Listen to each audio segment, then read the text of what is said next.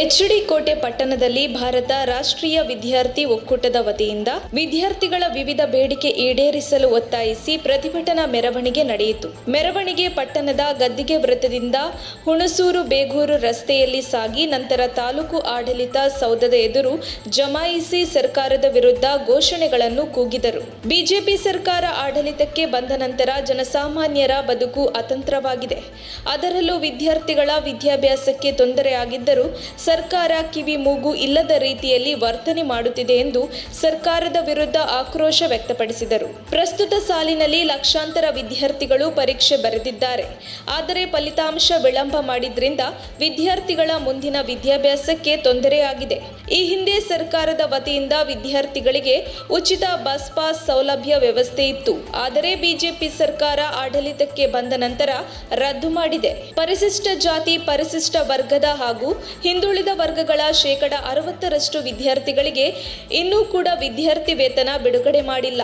ಇದರಿಂದ ಎಷ್ಟೋ ಬಡ ವಿದ್ಯಾರ್ಥಿಗಳಿಗೆ ತೊಂದರೆಯಾಗಿದೆ ಎಂದು ಆಕ್ರೋಶ ವ್ಯಕ್ತಪಡಿಸಿದರು. ಪದವಿ ಸೇರಿದಂತೆ ಉನ್ನತ ವ್ಯಾಸಂಗ ಮಾಡುವ ವಿದ್ಯಾರ್ಥಿಗಳ ಪ್ರವೇಶ ಶುಲ್ಕ ದುಬಾರಿ ಮಾಡಿರುವುದರಿಂದ ಬಡ ಹಾಗೂ ಮಧ್ಯಮ ವರ್ಗದ ವಿದ್ಯಾರ್ಥಿಗಳ ವಿದ್ಯಾಭ್ಯಾಸಕ್ಕೆ ಕತ್ತರಿ ಬೀಳುವಂತೆ ಆಗಿದೆ ಎಂದು ಆರೋಪಿಸಿದರು. ಸರ್ಕಾರ ಕೂಡಲೇ ವಿದ್ಯಾರ್ಥಿಗಳ ಸಮಸ್ಯೆ ಬಗೆಹರಿಸಲು ಮುಂದಾಗಬೇಕು. ಇಲ್ಲದಿದ್ದರೆ ಮುಂದಿನ ದಿನಗಳಲ್ಲಿ ವಿಧಾನಸೌಧಕ್ಕೆ ಮುತ್ತಿಗೆ ಹಾಕಿ ಪ್ರತಿಭಟಿಸಬೇಕಾಗುತ್ತದೆ ಎಂದು ಎಚ್ಚರಿಸಿದರು. ನಂತರ ಉಪ ತಹಶೀಲ್ದಾರ್ ಮಹೇಶ್ ಅವರ ಮೂಲಕ ಸರ್ಕಾರಕ್ಕೆ ಮನವಿ ಪತ್ರ ಸಲ್ಲಿಸಿದರು. ಪ್ರತಿಭಟನೆಯಲ್ಲಿ ತಾಲೂಕು ಎನ್ಎಸ್ಯುಐ ಅಧ್ಯಕ್ಷ ಆಕಾಶ್, ಜಿಲ್ಲಾ ಉಪಾಧ್ಯಕ್ಷ ಗೌತಮ್ ಹಾಗೂ ತಾಲೂಕು ಕಾಂಗ್ರೆಸ್ ಪಕ್ಷದ ಸಾಮಾಜಿಕ ಜಾಲತಾಣದ ಅಧ್ಯಕ್ಷ ಪ್ರದೀಪ್, ಯೂತ್ ಕಾಂಗ್ರೆಸ್ ಅಧ್ಯಕ್ಷ ಹೋಂಡಾ ನಯಾಸ್, ಮಹಿಳಾ ಘಟಕದ ಅಧ್ಯಕ್ಷೆ ಸೌಮ್ಯ, ಮರಿದೇವಯ್ಯ ಸೇರಿದಂತೆ ಸುಮಾರು 100ಕ್ಕೂ ಹೆಚ್ಚು ವಿದ್ಯಾರ್ಥಿಗಳು ಇದ್ದರು. ವರದಿ ಮಾಲಾರ ಮಹದೇವಸ್ವಾಮಿ. ಇಡೀ ರಾಜ್ಯದಲ್ಲಿ, ದೇಶದಲ್ಲಿ ನಾವು ನೋಡಿದಾಗ ಕೇಂದ್ರ ಸರ್ಕಾರ 10 ಲಕ್ಷ ಹುದ್ದೆಗಳು ಖಾಲಿ ಇವೆ. ಫುಲ್ ಮಾಡಿ, ನಿಮಗೆ ತಾಕತ್ತಿದ್ರೆ ದಮ್ಮಿದ್ರೆ ದಯಮಾಡಿ ಕೂಡಲೇ 10 ಲಕ್ಷ ಹುದ್ದೆಗಳು ಖಾಲಿ ಇವೆ, ಫಿಲ್ ಮಾಡಿ.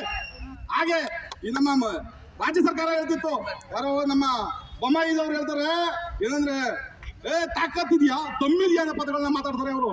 ನಿಮಗೆ ತಮ್ಮಿದ್ರೆ ತಾಕತ್ತಿದ್ರೆ ಮಾನ್ಯ ಬೊಮ್ಮಾಯಿ ಅವರೇ 2.5 ಲಕ್ಷ ಹುದ್ದೆಗಳು ಖಾಲಿ ಇವೆ ಕರ್ನಾಟಕ ರಾಜ್ಯದಲ್ಲಿ, ಫಿಲ್ ಮಾಡಿ. ಇಲ್ಲ ಅಂದ್ರೆ ದಯಮಾಡಿ ರಾಜೀನಾಮೆ ಕೊಟ್ಟು ತೊಲಗಿ ಅಂತಕ್ಕಂಥ ಈ ಸಂದರ್ಭ ಹೇಳಕ್ಕೆ ಇಷ್ಟಪಡ್ತೀನಿ. ಯಾಕಂದ್ರೆ ಇವ್ರು ಹೇಳ್ತಾರೆ ಸ್ಕಿಲ್ ಇಂಡಿಯಾ ಅಂತಾರೆ. ಇವತ್ತು ಸ್ಕಿಲ್ ಇಂಡಿಯಾ ಅಲ್ಲ ದೇಶದಲ್ಲಿ, ಇವತ್ತು ಕಿಲ್ ಇಂಡಿಯಾ ಆಗ್ತಾ ಇದೆ ದೇಶ. ಹಾಗಾಗಿ ನಾವು ಯುವ ಜನತೆ ಒಗ್ಗಟ್ಟಿನಿಂದ ಇವತ್ತು ಒಂದು ಹೋರಾಟವನ್ನ ಮಾಡ್ತಾ ಇದ್ದೇವೆ. ಮುಂದಿನ ದಿನಗಳಲ್ಲಿ ವಿದ್ಯಾರ್ಥಿಗಳು ಸುಮ್ಮನೆ ಮಲಗಬಾರ್ದು. ಇವತ್ತು ಬಂದಿರ್ತಕ್ಕಂಥ ವಿದ್ಯಾರ್ಥಿಗಳು ಹೇಳಿದ್ರೆ ಒಬ್ಬೊಬ್ರು ಒಂದೊಂದು ದಿನಕ್ಕೆ 10 ಜನ ಕೇಳಿ ಈ ಒಂದು ಭ್ರಷ್ಟ ಬಿಜೆಪಿ ಸರ್ಕಾರ ರಾಜ್ಯದಿಂದ ಮುಕ್ತಾಯವರೆಗೂ ನಾವು ಹೋರಾಟವನ್ನ ಮಾಡಬೇಕಾಗುತ್ತೆ ಅಂತಕ್ಕಂಥ. ಯಾಕಂದ್ರೆ ಅಷ್ಟು ನೋವಿದೆ. ಇವತ್ತು ಪ್ರಜಾಪ್ರಭುತ್ವ ಮತ್ತು ಸಂವಿಧಾನವನ್ನ ಕಗ್ಗೊಲೆ ಮಾಡ್ತಕ್ಕಂಥ ಕೆಲಸವನ್ನ ಇವತ್ತು ಬಿಜೆಪಿ ಸರ್ಕಾರ ಮಾಡ್ತಾ ಇದೆ. ಹಾಗಾಗಿ ನಾವೆಲ್ಲರೂ ಕೂಡ ವಿದ್ಯಾರ್ಥಿ ಯುವ ಸಮುದಾಯ ಒಂದಾಗಿ ಇವತ್ತಿನ ಸರ್ಕಾರದ ವಿರುದ್ಧ, ಸರ್ಕಾರ ಇವತ್ತು ಏನು ಆಶ್ವಾಸನೆ ಕೊಟ್ಟಿತ್ತು, ಮೋದಿ ಅವರು ಅಧಿಕಾರಕ್ಕೆ ಬರೋಕೆ ಮೊದಲು ಏನಂತಂದ್ರೆ ನನಗೆ 100 ದಿನ ಅಧಿಕಾರ ಕೊಡಿ ಸಾಕು. ನಿಮ್ಮ ಸರ್ಕಾರ ಸುಳ್ಳು ಆಶ್ವಾಸನೆಗಳಿಗೆ ನಾವು ಖಂಡಿಸ್ತಾ ಮುಂದಿನ ದಿನಗಳಲ್ಲಿ ಬಿಜೆಪಿ ಸರ್ಕಾರದ ವಿರುದ್ಧ ರಾಜ್ಯಾದ್ಯಂತ ಈಗ ವಿದ್ಯಾರ್ಥಿ ಸಂಘಟನೆಗಳು ಇವತ್ತು ಬೀದಿಗಿಳಿದಿವೆ.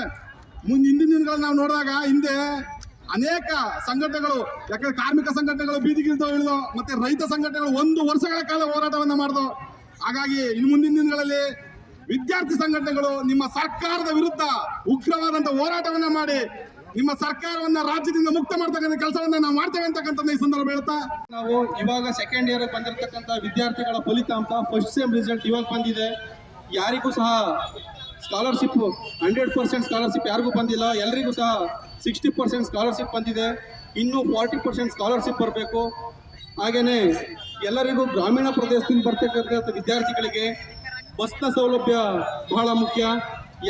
ಯಾರಿಗೂ ಸಹ ಬಸ್ನ ಸೌಲಭ್ಯ ಇಲ್ಲ ಸರಿಯಾದ ಸಮಯಕ್ಕೆ.